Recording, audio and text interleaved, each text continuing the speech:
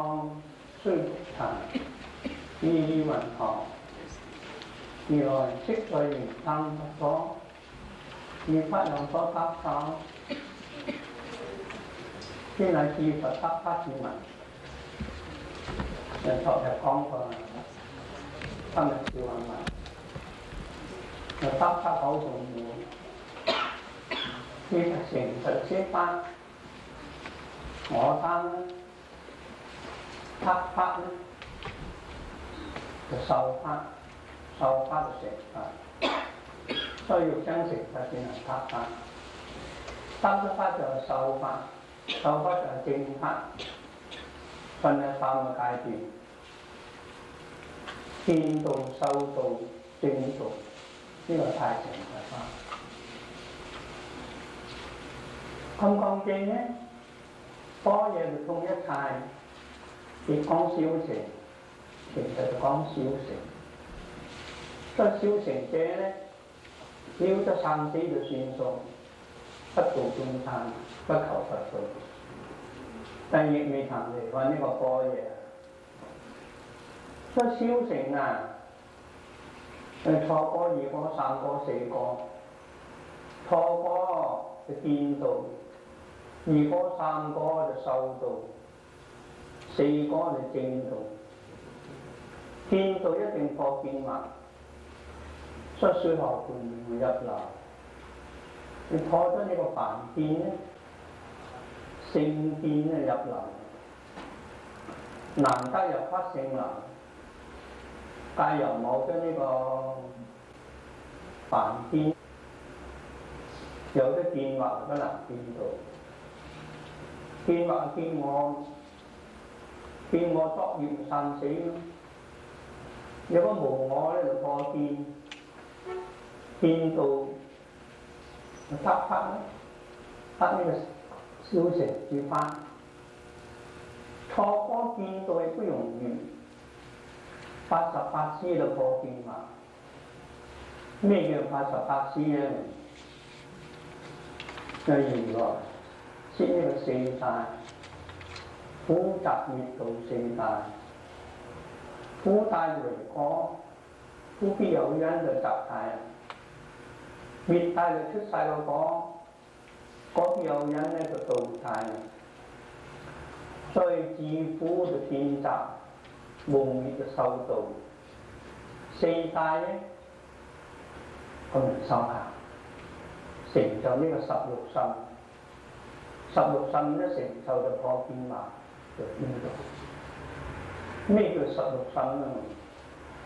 所謂八忍八智，第一苦法忍，苦法智；第二集法忍。集法智，第三咧滅法忍、滅法智，第四咧道法忍、道法智。語境咧就有四智、四忍、四類啊。咁樣就再來一個苦類智、苦類忍。集類智、集類忍，道類智、道類忍，滅類智、滅類忍，就變咗八忍，就八智。八忍八智咧，用功修行用到呢個15忍嗰陣時咧，就破咗見惑。15智咧就見道啦，變呢個聖流之道。所謂八忍就八智，八忍就見惑嘅境界。斷惑嗰陣時，就名之為忍；八智咧就斷啲惑之後嘅境界，睇得清楚楚、分分明明，就名之為智。所以八忍八智16身就破見惑，就見道名初果。初果咧還有受啊，還有七反嗰個生死，然後正阿羅漢果。所以初果就修行。修行咧破咗呢個欲界前六品個曬惑，躁惑係88支咧，一剎那間斷咗。或者微細嘅畫咧，就稱為三界九地981品嗰個曬畫。欲界呢個曬畫咧就有9品，前6品6品生死。如果咧就一往來，破咗欲界前6品嗰個曬畫，就一往人間，一往天上，就正阿羅漢果。就錯過2個，就破欲界6品嗰個曬畫，還有後3品咧，佢一在人間，一往天上，佢就正阿羅漢果啦。所以你明為2個就斯河行，3個就阿羅漢，超人叫做不羅啊。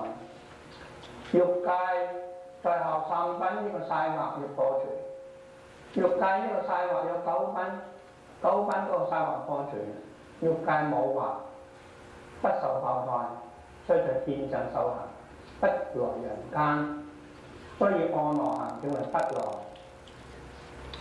第4個咧就阿羅漢果，阿羅漢在呢個天上第4層面羅漢面咁樣修行，將892品呢個曬畫破盡咗啦，佢就從阿羅漢面就出三界，正阿羅漢果，不受生死。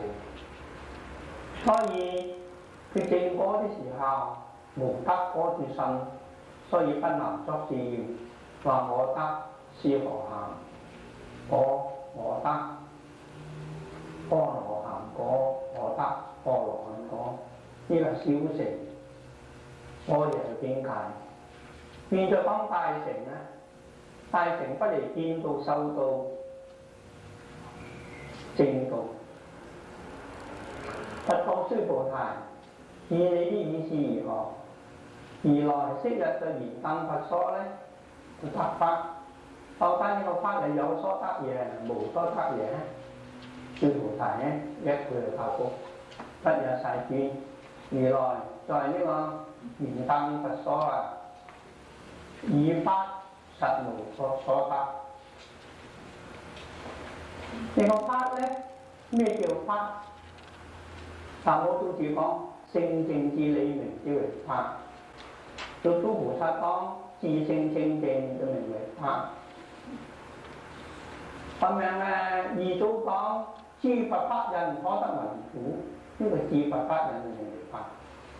法的範圍好廣嘅，實相啊、佛性啊、法身啊、真義啊、涅槃啊、緣覺啊，通通名之為法。呢個法咧係總名嚟嘅，法身亦稱為法，實相稱為法，緣覺亦稱為法。咁呢個法咧，釋迦牟尼係在燃燈佛所嚟得法。咁到底實有所得嘢？須菩提話：釋迦如來在燃燈佛所對呢個法實無所得。小乘得果無得果之心，大乘得法無得法之心。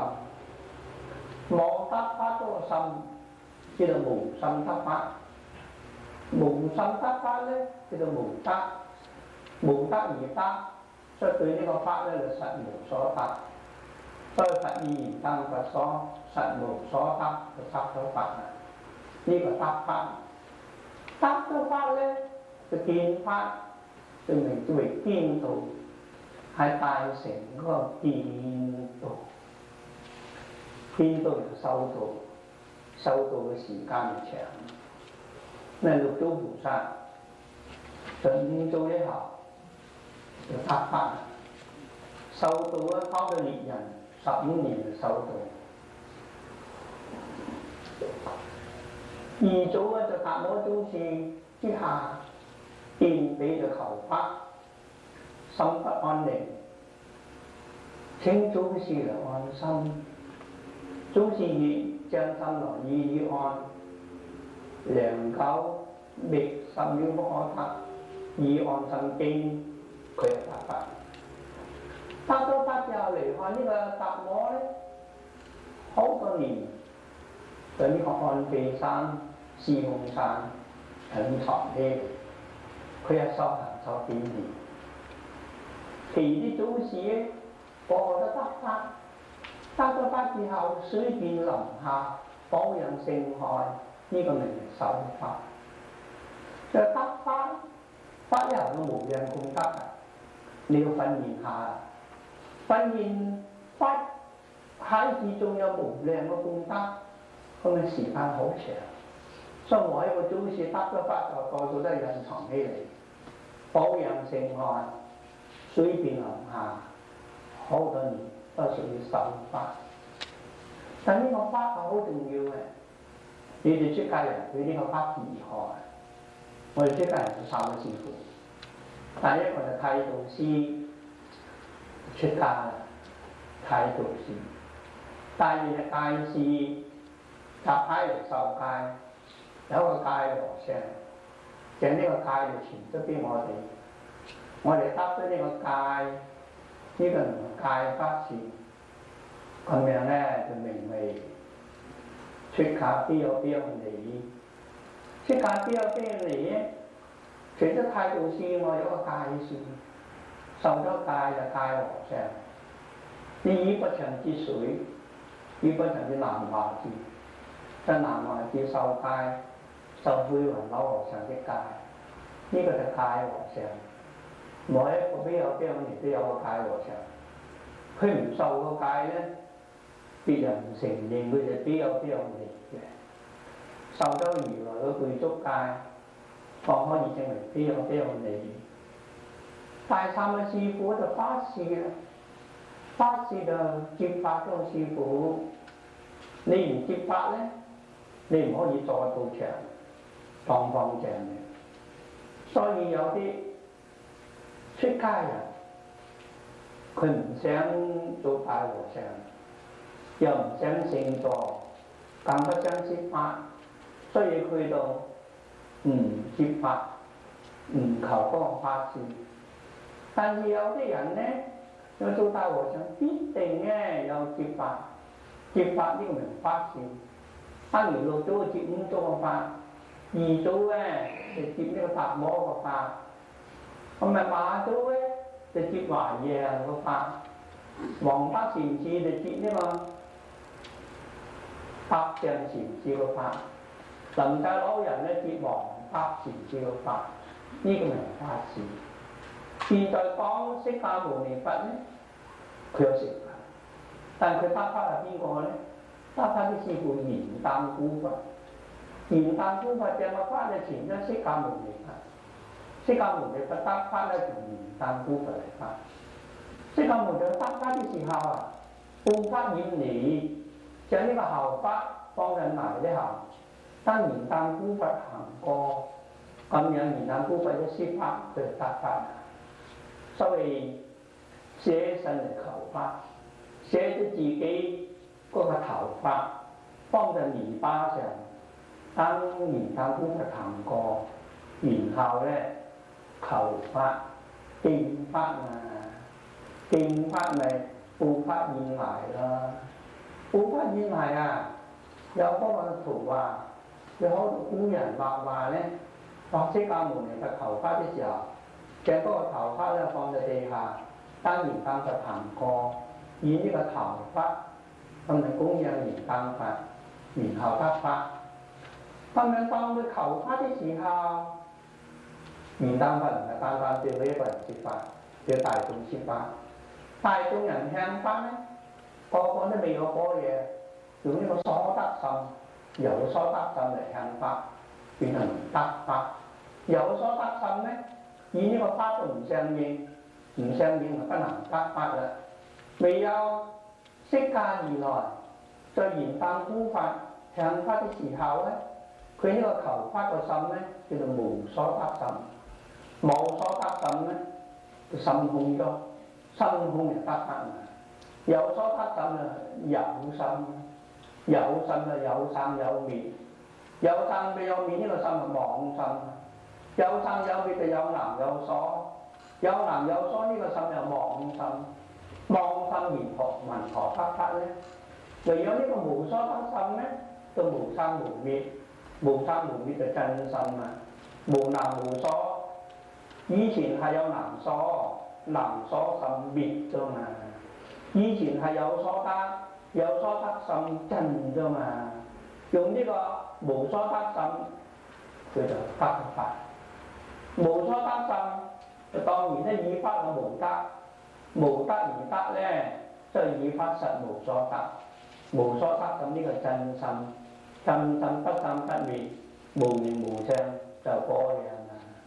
般若嗰個心叫做無所得心，方可以得法，就以法實無所得。諸菩提意云何？菩薩莊嚴佛土法，不也世尊，何以故？莊嚴佛土即彼莊嚴，自名莊嚴。答得法啦，諸菩提答得好，對。因為小乘嘅人得果就無得果之心，唔係得果；大乘咧就無得法之心就得法。如果有得法之心得唔到法，無得法之心咧就得法。講清楚一句，叫做無心得法。所得心滅，無心得法，咁樣以法實無所得。得咗法之後咧，就有受法啦。所以世尊都問須菩提：意云何？一切菩薩都得法，得咗法就受法，受法就莊嚴嗰個佛土法。須菩提一句答覆：莊嚴佛土係莊嚴，但係無有莊嚴可得咧。故云不也世尊。如果有莊嚴可得，就有所得心嚟莊嚴。得法啲時候就無所得心而得翻啦。佢莊嚴佛土點可以用呢個有所得心咧嚟莊嚴咧？嘢是用呢個無所得心嚟莊嚴，無所得心嚟莊嚴咩？不見有莊嚴佛土個相可得，所以咧就不也世尊。何以故？莊嚴佛土即彼莊嚴，自名莊嚴。得咗法啦，就明心嘅見性咧，明心就得法，見性就得法。得咗法就明結本心，本心之後有幾度功德？含河沙清淨功德。嗰陣時明心咩？練習下清淨心之後嘅功德。清淨心之後有咩功德咧？有呢個智慧，又有禪定，又有六波羅蜜，又有萬行無量嘅功德，自心後具足。清淨心咧係具足嘅，具足嘅你未曾運用啊，你未曾去練習啊，你要練習係分練下嘛。所以個個得法啲人咧，就從清淨心中咁樣咧。令呢個禪定出嚟，修禪定，修到圓定，修到成功啦。做呢個禪定咧，以嗰個清淨心和合，定以心和合，定以心和合就能取現身啦。現身係呢個禪定之力嘛。你心之後係有禪定，但你未曾拎出嚟，咪鍛鍊下嘛。鍛鍊下咧，呢個禪定訓練得好啦，以自己嘅清淨心和合，嗰陣時咪能夠處處都現身啦。所謂莊嚴者，亦不過從心中練習自己嘅禪定，以呢個禪定嚟莊嚴嗰個清淨心。其實禪定咪有清淨心，清淨心之後會有呢個禪定啊。但係有禪定先會現身咧，唔夠啊！做眾生唔可以現身就算數，還有説法啦。清淨心之後就有智慧，從呢個清淨心之後運用自己嘅智慧，訓練自己嘅智慧。呢個智慧咧分成具足啦、圓滿啦、得一切智啦，一切智以嗰個清淨心和合咧，佢就能攝種種嘅法嘛。舉個譬如俾大家聽啊，好似個麵粉，麵粉之後咧可以做饅頭嘛，可以做餃子嘛。北方人歡喜食饅頭，用麵粉嚟做饅頭；北方人歡喜食餃子，用麵粉嚟做餃子嘛。麵粉之後有冇饅頭？有冇餃子？冇麵粉能夠做得饅頭，做得餃子嘛。麵粉之後有冇饅頭？有冇餃子？有個冇啲點可以做得饅頭，做得餃子嘅？所以唔可以講有，唔可以講無，非有非無。呢個饅頭同埋餃子莊嚴正品咧，就唔係有所莊嚴唔莊嚴。饅頭咧，餃子就麵粉嘛，是無所莊嚴而莊嚴啊，即係即地莊嚴，是名莊嚴啊。得法啲人就明治本心，堅持本性，自性之後咧行河沙清淨功德嘛，六祖菩薩講噶嘛。既然有行河沙清淨功德呢個聖句咧，從正起修嘅修成得嘛，修成然後莊嚴嗰個清淨心嘛，所以從聖之後磨訓練自己嘅禪定，訓練自己嘅智慧，禪定以智慧啊，以清淨心一和合嗰陣時咧，念種種神，攝種種法啊。咁自性之後清淨心咧，還具六波羅蜜嘅功德。咁六波羅蜜功德未曾圓滿啊，將我哋從聖而起修，從呢個清淨心之後，訓練下自己嘅布施波羅蜜，能唔能夠做到圓滿咧？做到圓滿啦。有呢個思羅波羅蜜、精進波羅蜜、禪定波羅蜜、智慧波羅蜜、般若波羅蜜，所以布施引導禪定精進智慧六個波羅蜜都能夠訓練到圓圓滿滿嗰陣時咧，就從聖起修，修呢個六波羅蜜，莊嚴嗰個自性，非莊嚴是名莊嚴，即非莊嚴是名莊嚴。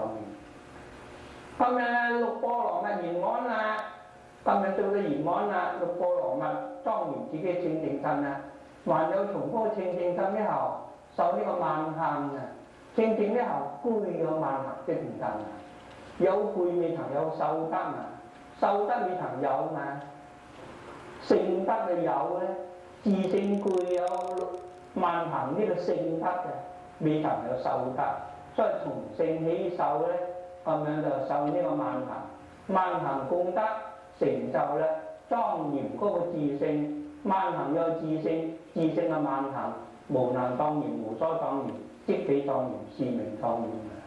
所以如是咧，從呢個自清淨正呢後起修，修成種種嗰個六度萬行功德，莊嚴自性咧，嗰陣時就屬於修道啊！得法就一剎那間得法，得咗法就見到自己嘅清淨心，清淨心之後就無量嗰個聖功德，從聖而起修，修得有功呢個聖德嚟顯露啊！咁樣咧，自性清淨咁啊，修成種種功德，就時間好長啦，唔係一朝一日啦，經過多劫嚟訓練，然後思波羅蜜又圓滿，檀波羅蜜又圓滿，精進波羅蜜又圓滿，忍辱波羅蜜又圓滿，禪定波羅蜜又圓滿，般若波羅蜜圓滿啊！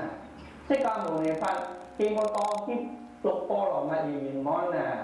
唔係一朝一夕可以圓滿啊！六波羅蜜圓滿咯，受得有功啊！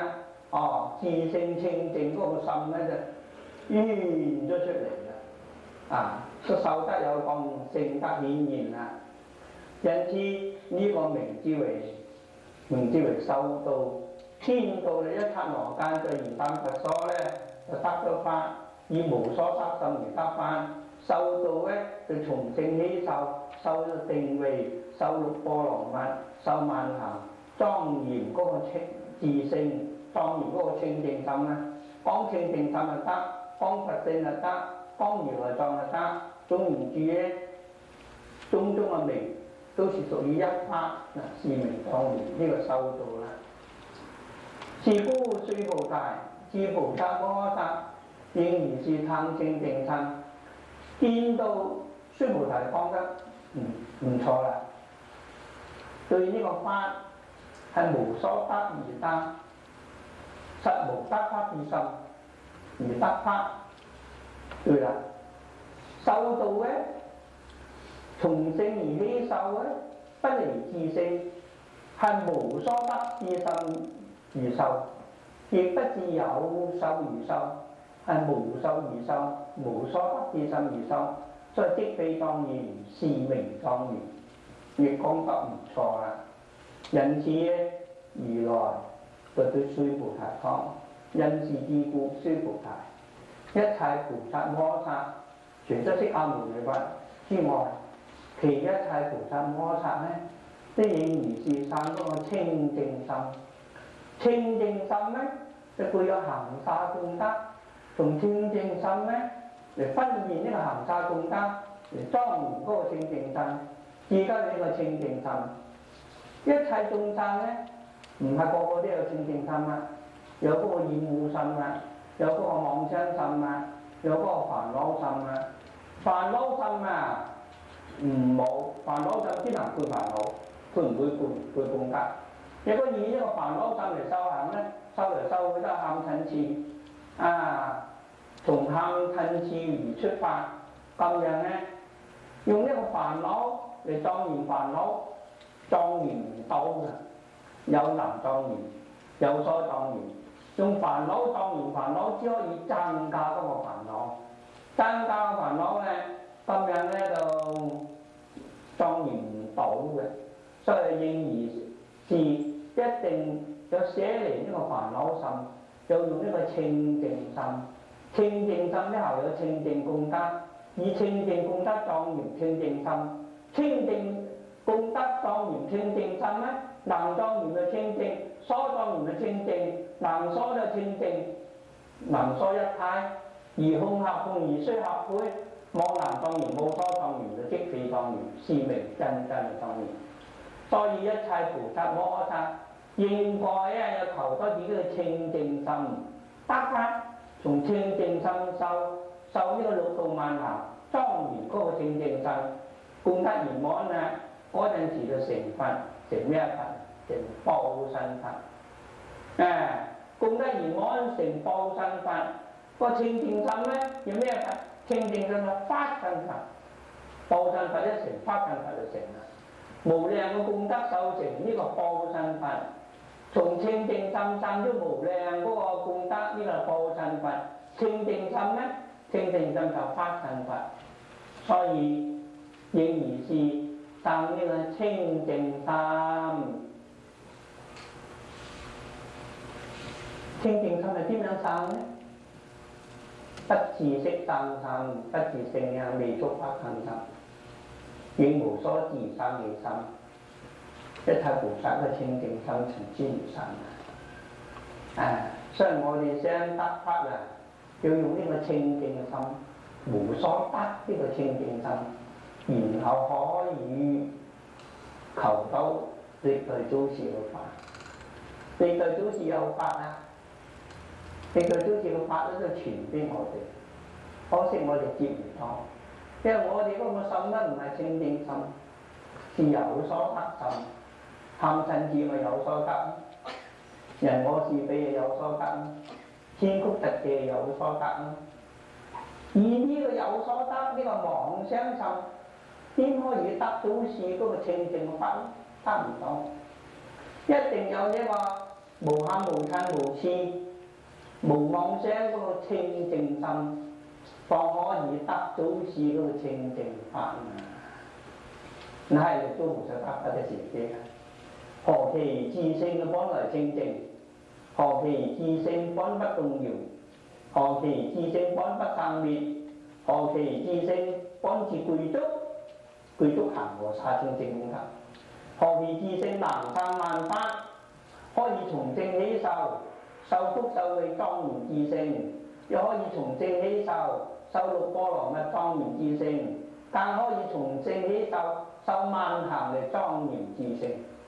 嗱，所以呢個心係清淨心啊，清淨心方可以得翻啊，清淨心無難無疏嘛，有能有疏呢個三滅心啊，清淨心無難無疏咧，呢個咧叫做無難疏心啊，難疏心滅，用呢個無難疏心咧嚟求無上菩提之法，無難疏心就無所得嘅心，方可以求到佛嘅法啊！不應自識生心啊，自識生心係妄心，不自識生心咧，呢個就誤心啊！自識生心就話不自識生心係自慧嘅，即係自慧與惑。從邊個地方啊？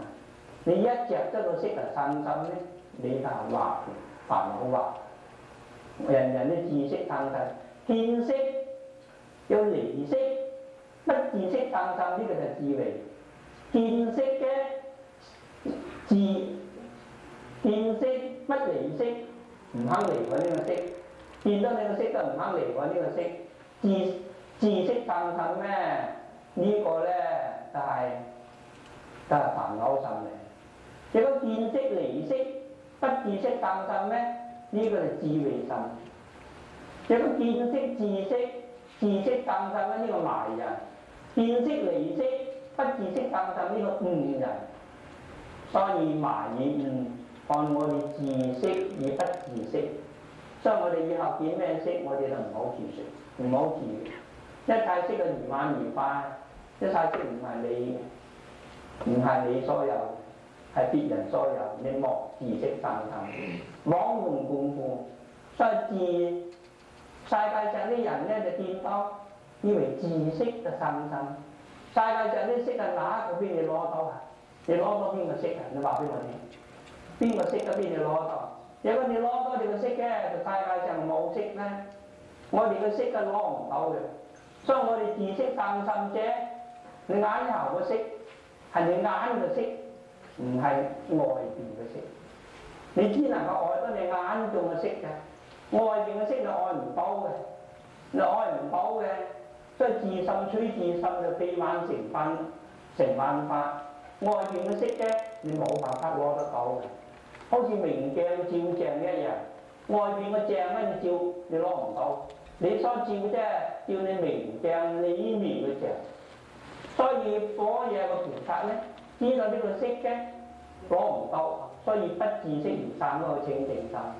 凡夫咧，就唔知道呢個識嘅係屬外嘅，以為有識啊，就攞呢個識。攞呢個識啊，水中熱你攞唔攞到？攞唔到嘛。水中嘅熱咧，你攞唔到噶嘛。咬咬自骨嘅，攞唔到噶嘛。自骨之後冇肉噶嘛，你又周食個自骨，自骨之後哪有肉嘅？咁啊，既然間有咬自骨啦，咁啊冇肉，點解你咬咧？你知道，個咬唔夠聰明，咬個自骨咧。佢哋用條脷起呢個喊心，攣嗰個骨流啲口水，佢食翻自己口水，真係好味啊！又攣又流口水，食翻自己口水，啊真係好味啊！再口口水流嗰陣，自己咧筋窮力竭啊，為識而亡，呢個咬自骨。根本咧食唔到呢個骨，佢不過食咗自己嘅口水而已。我哋故而是見識而自識生心咧，我哋喊呢個識咧，用得好嘅精神，喊到老喊到死，在下嗰面咧呢個識咧得唔到。呢個咧叫做自心取自心啊。唯識呢後嘅唯識所變啊，唯識所變嘅識，嗱呢個識邊就攞得到咧？你所見嘅識係見你自己所見嘅識，你睇人哋見呢個識，心情好嘅時候覺得個識咧好莊嚴、好美麗；如果心情唔好嘅，見呢個識咧發脾氣、難睇自己。所以呢個識啊係你唯心所變、唯識所造，唔係有個識可以俾你攞得到嘅。因此咧，般若菩薩變識嘅離識，不自識生心，生嗰個清淨心。凡夫變識嘅自識，自識生心咧，生個厭惡心。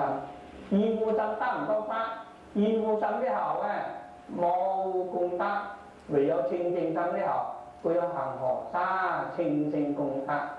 是釋迦牟尼佛講，一切菩薩摩薩有生嗰個清淨心，清淨心之後我可以得法，清淨心之後有無量嘅功德，不應自識生心，不應自性向未速不生心。略啦，不自性，不自向，不自味，不自速，不自法而生嗰個清淨心。應無所自而生其心，應無所自咧，六塵不自，生個清淨心。六根又不自，六識又不自。我哋人不離六根、六塵、六識。你不自六根、六塵、六識而生心咧，就生你嗰個清淨心。清淨心就可以得法，清淨心咧有無量嘅功德。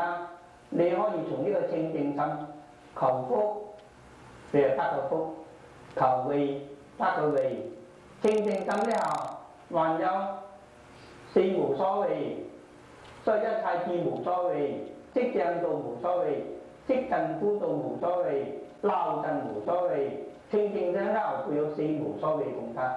清淨心之後咧，佢有四無辯才嘅功德。所謂法無外辯，詞無外辯，咁樣啊，義無外辯，拗先無外辯，都有佢有四無嘅。清淨心之後有呢個十力嘅功德，有呢個18不共法嘅功德。咁你從呢個清淨心之後咧，出生無量功德。咁樣嚟訓練下，訓到純熟啦。嗰陣時你就可以用呢個功德嚟度眾生。呢個你唔係修道啊，修道啦，咁樣啦，功德圓滿啦，就證道啦。證呢個圓滿嘅功德之道，呢個就報身法。啊，清淨心就發身法，從清淨心啊，起受無量嘅功德，呢個屬於報身法。報身法有咩境界咧？咁啊，將來釋迦牟尼佛對燃燈佛所得法，呢個就見道，係咪啊？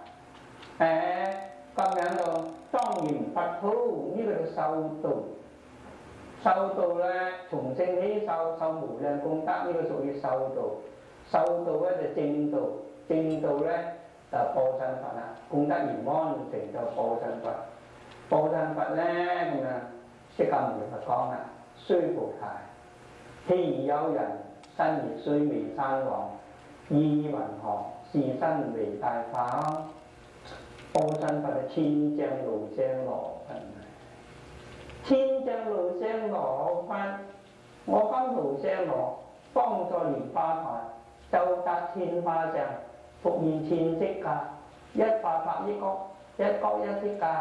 各個菩薩見，一時成佛道，呢個就報身法啊！修行功德所減嘅呢個報身法啊，由呢個法身法就修成報身法啊，報身法就修成噶嘛，法身本具唔係修成嘅，報身法就修成噶嘛。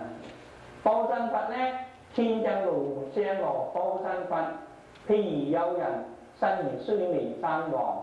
呢個報身法咧，咁要用呢個須彌山王嚟譬喻啦。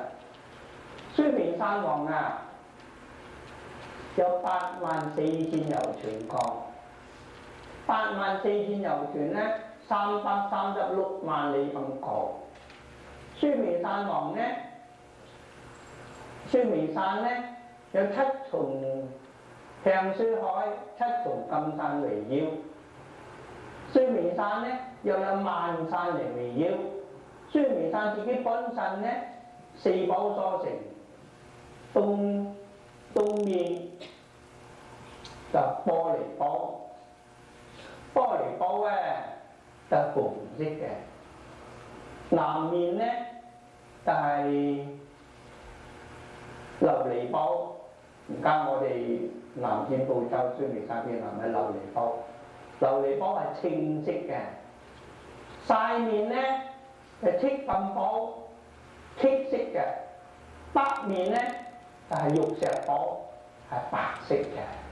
所以須彌山咧係四寶所成，四寶所成，七金山圍繞，有萬山圍繞，須彌山再過啦，84000又過，正呢個須彌山呢個神骸咧，就譬如呢個報身佛，譬如呢個天正盧舍羅報身佛，報身佛。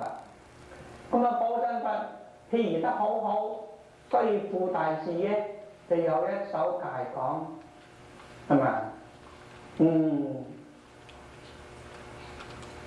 須彌報車大，須彌山又高又大，像如法王身，法王身知呢個報身，像如法王身，七寶齊圍繞，七嗰個向書海，七條金山圍繞，六道次相輪，等如報身佛，就呢個六波羅蜜功德圓滿。六波羅蜜功德圓滿咧，與呢個七重金山圍繞須彌差唔多，叫做六道次相輪。四色成三相，須彌山係四寶嘛，玻璃寶、琉璃寶、赤金寶、玉石寶，咪四色成三相。慈悲多佛印，呢個四色成三相咧，就是大慈大悲大喜大捨係成佛嗰個因嚟嘅。所以報身佛咧，慈悲喜捨成就。報身佛係咩功德成就？就慈悲喜捨功德成就。報身佛咩功德成就啊？就六波羅蜜功德成就咯。報身佛須彌山，須彌山萬山圍繞，報身佛係萬行功德而成就咯。所以呢段文完全係講報身佛。報身佛成就啦，報身佛就屬於正道，正呢個報身佛。莊嚴就屬於修道，得法就屬於見道，見道修道正道三個條件，唔同小乘，小乘就4個，大乘咧就見道修道正道，一不離般若波羅蜜多。意云何？是身為大寶。世尊係問呢個須菩提，你啲意思如何？呢個須彌山王天正盧舍羅身就報身佛，呢個身大唔大咧？咁啊，須菩提唔心大，天人都唔及佢大，一切菩薩都唔及報身佛大，一切羅漢又唔及報身佛大，所以叫做心大。世尊何以故？不知非身，就是名非大身。雖然啱講佢心大咗，但係佢都未曾究竟喎。佢話係有身喎，天正盧舍羅，猶如須彌山王咁大，佢話係有身喎。有身咧，係咪如來都唔會講佢大？如來講邊個大咧？講有非身。報身咧就非身，非身就法身，法身就無身，無身遍安會用遍安法界。呢個法身無身非身，然後即係大身，是名大身。講呢個法身，法身啊，法身啊無身啦，無身就非身咧，非身是名大身，所以顯出呢個法身就係大。咁咪呢個法身咧，咁咪上人民眾圓滿佛所得法，就得呢個法身。上人民眾莊嚴佛土，莊嚴佛土又莊嚴呢個法身。莊嚴佛土嘅功德圓滿成佛咧，就報身。報身就不離呢個法身啊。所以法界經文，此或是王，或是王等。此個呢個同之話，呢個係唔係國王咧？係國王相等。此或是王就講法身佛，或是黃疸就講報身佛，從發起報以發等啊，要發生聖德啊，報身佛嘅修德啊，所有聖德起修就變咗呢個報身佛。報身佛咧就修成係受發身之本具嘛，發身本具具報身嗰個修成啊，一個就受德，一個就聖德啊。但受德咧就如千真無聲羅身，在呢個華藏世界成佛，呢、個就報身佛啊。發身佛咧就天安去向無辜無金，無成無不成，所以發身佛悲身是名為大身啊。因此係咪在大乘佛法呢行講見道、修道、正道呢段文講得好清楚啦，係咪？小乘咧就初果、二果、三果、四果，亦講得好清楚。小乘因果不離般若，大乘受印證果亦不離呢個般若。係咪大乘、小乘都是唔可以離開呢個般若？尤其是大乘離開般若不能得法，離開般若不能莊嚴嗰個佛土，離開般若咧，係咪佢不能成就呢個報身佛？就如須彌山王千隻無相羅身，但係報身佛咧，佢有相啊，唔及呢個法身佛。法身佛就無相，所以佛知呢個悲身是名大身，講呢個法身。須菩提，而恒河中所有沙數，如是沙根恒河，法身無畏，不墮之所，無數無可計。所以佛真法身猶如虛空，哪有數無可計？佛真法身係無辜無金，哪有數無可計？法身係無為嘛，無為無相嘛，無相係不墮之所嘛。但係呢個法身嘅功德咧，佢從呢個有為嚟比較下。有為咧就色身，色身係有為嘅，法身係無為啊！我哋將來個個成佛個法身都一樣，唔好等到將來。現在個個人個法身都一樣，唔會有爭爭嘅，是法平等，無有差別㗎。我哋個法身不但你我個法身相同，雖然間出家在家啦，法身相同。不但法身你我法身相同。你諸佛菩薩嘅法身係相同，諸佛菩薩釋迦牟尼嘅法身與我哋嘅法身咧無異無別，唔會有法嘅唔會多啲，我哋唔會減少啲，即是法平等無有高下。但係色身咧，色身係唔同，色身是有為嘛，法身是無為嘛，法身唔需要為嘅，唔需要為嘅，色身咧就有為啦。有為就人人唔同啦。嗱，現在在座各位嘅色身咧，哪個相同啊？有啲肥，有啲瘦，有啲男，有啲女，有啲老，有啲少，係咪啊？有啲高，有啲矮，個個唔同。呢個色身係有為，有為就有數目。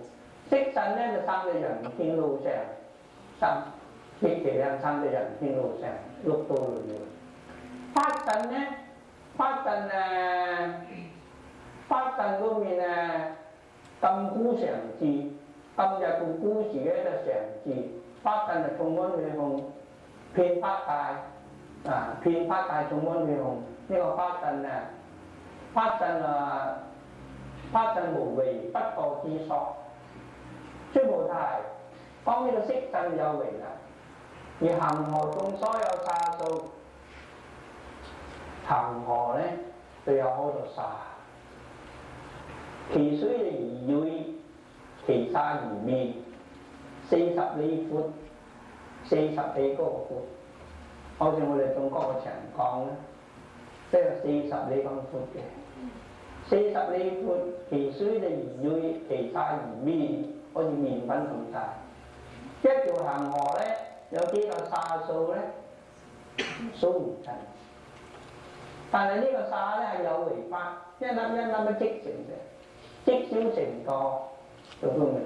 有為法，呢個沙係有為法。二是沙燈恒河，二是沙燈嘅恒河咧，一粒沙就一條恒河，無數沙到無數嗰個恒河，就二是沙燈恒河。呢、個有為法可以積，可以講，可以加，可以乘，可以除，加減乘除都係有為法。二是沙燈恒河，意義云何？是指恒河沙的名為多寶。呢啲須菩提啲意思要如何？恒河嗰個沙，你話多唔多呢？名為多寶。須菩提言甚多。恒河沙多，恒河沙咧，啲恒河沙都一粒沙就一條恒河，咁多沙就咁多恒河。呢、個恒河咧甚多，係咪？是知須菩提言甚多，但是恒河上到無數，何況其他？單講呢個恒河沙啲恒河上則多到無數，何況恒河啲沙咧？何況其他？呢、個有為法有數目可解，係咪？100、1000、1000、10000、10000、1億、億可以有得計數嘅。呢、個有為法有數目嘅。須菩提，我今日實言講你，我今日實實在在用咩言語嚟你講？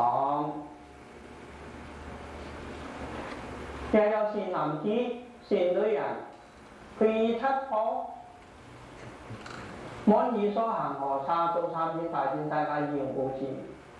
佢用呢個七寶係佢嗰個福氣。佢有呢個金銀琉璃赤銅瑪瑙呢個寶，佢就呢個寶可以積聚，積今日積明日積，日日積得個幾十年咧，積到呢個恒河沙大千世界咁多七寶。而呢個七寶咧，佢自己唔享受，佢要利益貧窮嘅人，用嚟布施。一個七寶布施功德無量，何況大千世界？恒河沙數啲大千世界七寶輪布施，呢、個福就多啦，由少就越多。呢、個就有為法，由少就更加多。得福多寶，須菩提言甚多。呢、個人得到福嘅何多何多，可以計得數嘅。一條恒河沙，兩條恒河沙，恒河沙即係恒河沙七寶咧，嚟布施呢個福就何多啦。世尊，不講須菩提，若有善男子、善女人，以此見頌，乃至受持4個戒燈，為他人設，而此福德勝前福德。前一個福德係用財施，係有相嘅，係人獻個福報，有盡嘅，無常嘅。但係有個善男子、善女人咧，對呢部《金剛般若波羅蜜經》受持全部。難解難説難行，乃至受持4句戒，或者唔能夠受持一部，能夠受持4句戒，4句咁多，4句咁多佢都能受能持能解能行能證，即係無我相無人相無眾生相無壽者相，佢能解能行能證，證到無四相咧，佢就變咗自己嘅法身。法身係常住嘅，佢見到自己嘅法身啊，見到自己嘅佛性啊，佢就可以亦為他人設，令人見法身，令人見佛性，令人成無上道。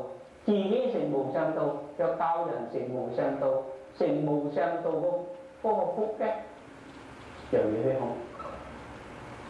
學。勝過以前有上嘅福，成無上道嘅福嘅無盡。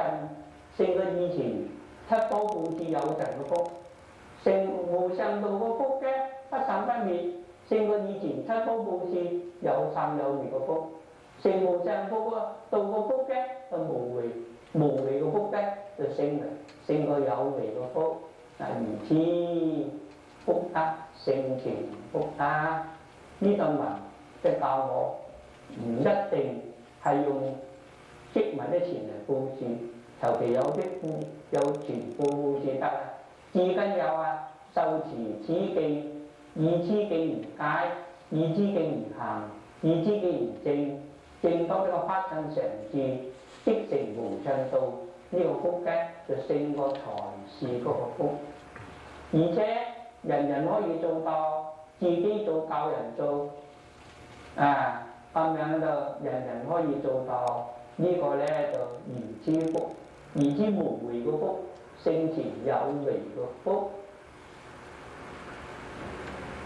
復次須菩提，隨息自敬，乃至四會大燈，放至痴罪一切世間遍人阿修羅，大現供養。呢段文呢，古人分科叫做尊重正教，我哋以文解義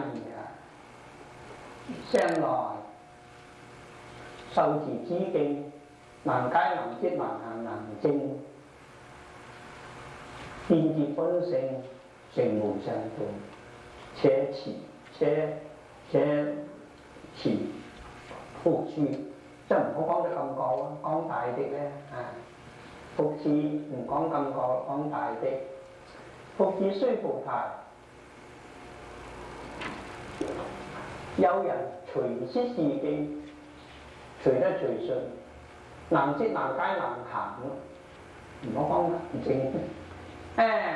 能識之敬，能解之敬，能行之敬，隨息自敬，又能識能解能行，乃至四句大燈，佢唔係全部敬能解，佢只解一四句戒嘅，一四句戒佢能解，乃至能解能行能證，嗰一四句戒，全部敬能解固然係般若。一四句戒能解能行能證也是般若，到去到必不如消失。佢能解四句佢就講四句，佢自己懂嗰四句講四句咧，佢就能夠度人，因為佢能解啊，佢能行佢能證啊，佢就能夠令人能解能行能證。所以過去有個祖師叫做俱胝和尚，佢開門的時候就天龍禪師豎起隻手指，佢就唔得到。咁樣佢咧就能解能行能證啊！以後咩人嚟見佢咧，問佢個法，佢就豎個手指咧，人家有悟道。我哋有個悟道嘅豎個手指，自己都莫名其妙，佢令人莫名其妙。但係佢呢個祖師佢豎個手指咧，佢就見到自己嘅佛性，佢豎嘅手指亦能夠令人見佛性，所以乃至受持。一四句戒，嗰一四句戒真真實實俾佢受持到，係咪啊？既然教人我受持一四句戒，見到自己個法身啦，佢可以對人講一四句戒，令人嚟見法身，令人見法身，自己見法身咧，一切世間見人啊，阿修羅皆應供養自佛嘅法身，自佛咧法身前身嘅捨利益。供養又而巧而妙咁樣供養，邊一種人能供養天呢？何以天人能供養？天都係必施在佛，天人啊俾我哋學聖咩嘢？必施佛，煩惱好興嘅，天上冇嗌交，天上又唔使打官司嘅，天上冇律師啊冇法官，就係佢哋嘅必施佛嘛。佢啊煩惱興啊，天人嘅必施天。人呢？我哋嘅人間嘅長處係長咗咩？人間嘅根基利，乃係古來祖師咧7日就悟道啦。趙州老人7日就悟道，古來嘅祖師求法3年5載就俾佢悟得道，乃至呢個長慶禪師坐爛7個菩提，佢又悟道，即係人嗰個根基嚟到了不得。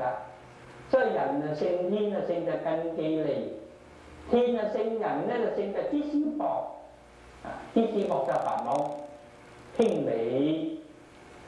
阿修羅咧就有福，阿修羅就好受唔受同你打仗，但係佢有福，佢有呢個福嘅，你話你嗰個福幾厲害嘅？3隻個頭就3萬個頭，3隻個手咧就3萬個隻手，佢唔怕死，打嚟打去都唔會死嘅。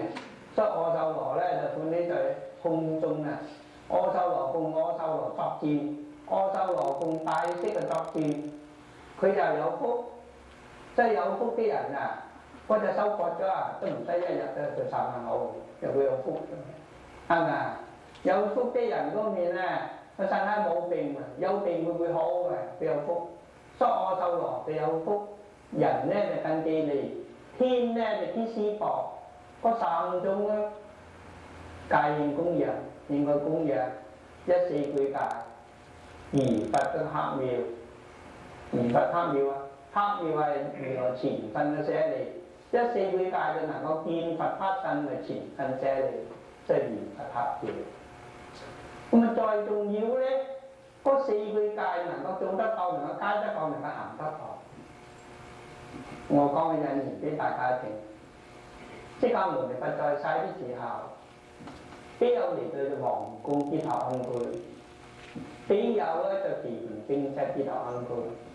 大愛道啊，必有嚟嗰個巢鼻祖，佢就對佛講啦：我世尊，請得大德必有啊！嚟我哋俾我哋説法啦，大尊好啊！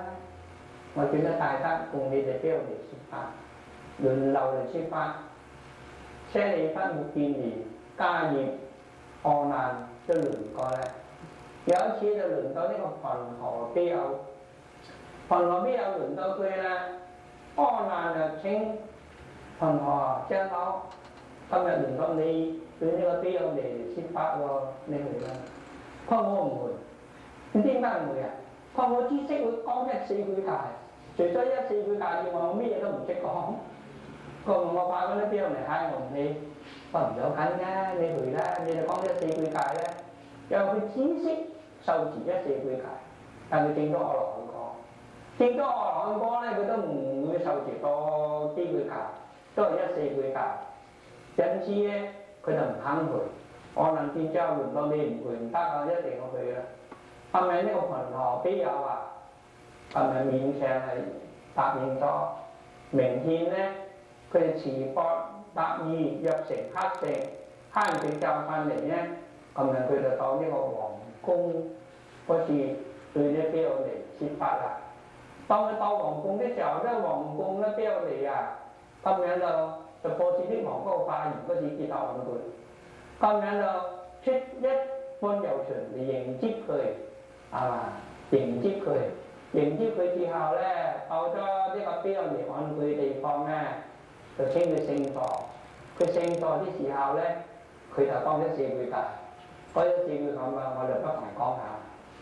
入席者歡喜，見法就得安樂，曬無畏就在樂，不害以眾生。世間無欲樂，出離以愛欲，若調伏我慢呢，是名大一樂。我講完就佢哋入定，入四禪定。入咗四禪定咧，嗰啲尼羅漢啊，即係比丘尼證咗羅啊，換呢度要覺得見佢入四禪定，非常親下。但係你六塵比丘尼飄然之極。最巴啲後嚟講啊，唔係啊，你個長老啊，我話明佢唔識佢講啊，講人四句戒冇得講啊。咁樣咧，大愛道比丘尼咧，又請跨頻河長老，你再請再嚟嗰啲比丘尼説法咧，咁佢又識，可能佢哋係唔清楚講多次嘅。佢話入席者歡喜，見法得安樂。曬無畏在樂，不害以眾生。世間無欲樂，世間無欲樂，出離以愛欲，若調伏我慢，是為大一樂。可能就會又入四禪定。四禪定咧，嗰啲尼羅漢咧，即係尼姑證咗阿羅漢啊，歡喜就了不得，就係嗰個四句戒。佢四句戒對換噶嘛，係實在噶嘛。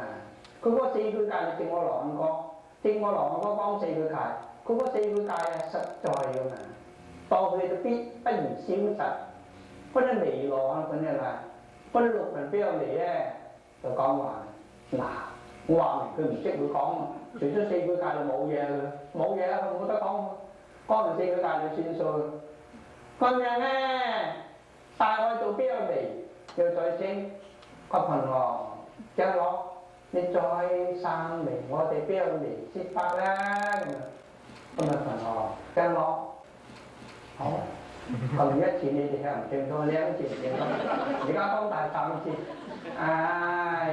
bây giờ con tài sản chi bây giờ trực chế phun ấy nhìn phát tác hoàn lò sai ngủ vì trời lò bất thời ý trung tan sai tan ngủ dục lò xuất lý ý oi lò giờ kiểu phục ngô màn chi về tài nhất lò cái con nhận chào lên bây giờ nhập đi nhập tới tình chào lên còn hai giờ có đi nhận nó phá cái gì họ佢用就定種牛半個，有一部分人咧歡喜到了不得，講個羅漢啊，羅漢尼姑正阿羅漢啲尼姑點樣到了不得？